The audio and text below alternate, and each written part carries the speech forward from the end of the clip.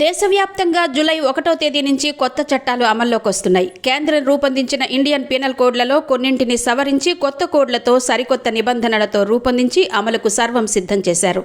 శిక్ష కన్నా న్యాయం అందించడం ప్రధాన లక్ష్యమని ఈ చట్టాలు చెబుతున్నాయి. మూక హత్యను తొలిసారిగా నిర్వచించారు. వ్యవస్థీకృత నేరాలపై కొత్త అధ్యాయాన్ని ప్రవేశపెట్టారు.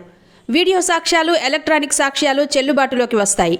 బ్రిటిష్ కాలంలో సుమారు 160 సంవత్సరాల నుండి వస్తున్న పాత చట్టాలు ప్రస్తుతం సమాజ స్థితులకు అనుగుణంగా లేవని డాక్టర్ రణబీర్ సింగ్ కమిటీ ఇచ్చిన సిఫార్సుల మేరకు భారతదేశ న్యాయ వ్యవస్థలో మార్పులు తీసుకుని రావడమే లక్ష్యంగా కేంద్రం నూతన చట్టాలు తీసుకొచ్చింది.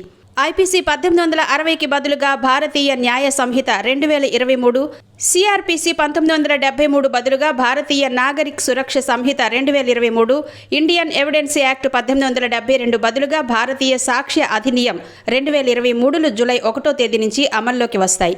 బాధితులు పోలీస్ స్టేషన్కు వెళ్లకుండానే ఎలక్ట్రానిక్ కమ్యూనికేషన్ ద్వారా కంప్లైంట్ చేయవచ్చు. పోలీస్ స్టేషన్ పరిధితో సంబంధం లేకుండా ఎక్కడైనా ఫిర్యాదు చేయొచ్చని చట్టం చెబుతోంది. దీనిని జీరో ఎఫ్ఐఆర్గా పరిగణిస్తారు.